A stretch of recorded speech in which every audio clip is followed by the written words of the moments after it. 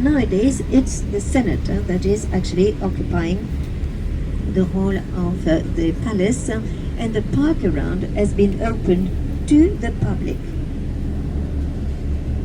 It's a very nice garden, 23 hectares, and that garden is very well maintained. You always have a lot of flowers and it's well kept.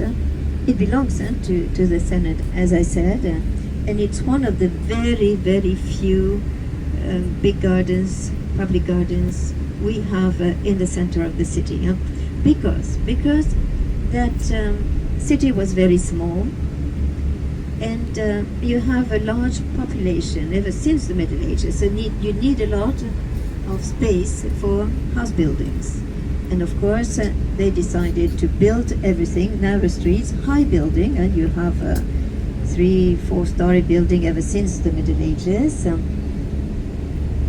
And of course, you don't have room for trees or gardens. So this is why you have in this area of Paris, in the eastern side of the city, a sort of very narrow layout.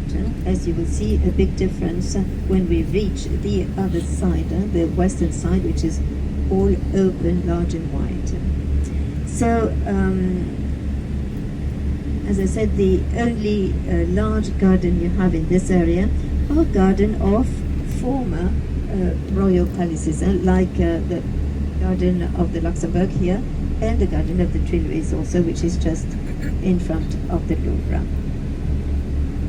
Entonces, we're going to drive on the right-hand side. So you see, we're going to have a very, very beautiful view here. On the right-hand side, you have the Garden of Luxembourg and the Palace of Luxembourg. And then on the other side, you have the Avenue of the Observatory, with the observatory, which is the building right down the alley there, which is nowadays a museum, Museum of Weight and Measurements.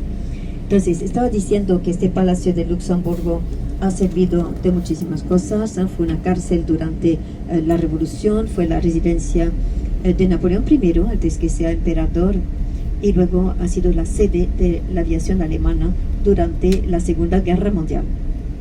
Hoy en día es el Senado que ocupa todo ese Palacio de Luxemburgo, y los senadores tienen cada uno un despacho, el presidente tiene hasta un apartamento oficial, y es uno de los edificios bien bonitos, y pertenece el palacio y el jardín a la... On the left hand side along the boulevard Saint-Germain, les deux magots, you see, and further left on the same pavement, you have the Café de Flore, headquarters of Simone de Beauvoir.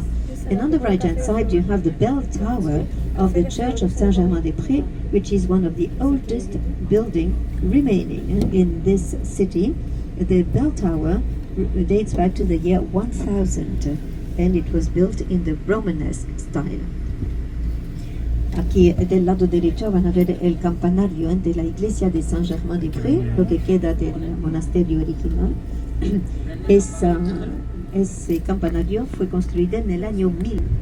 Bien, entonces el campanario ven de la iglesia ha sido restaurada. Esa iglesia está toda pintada como estaba en la Edad Media. So this church has been restored recently, and they repainted the inside just the way it was in the Middle Ages. Now that street here is called Bonaparte. We are going to get towards the River Seine. So here, of course, you have older buildings.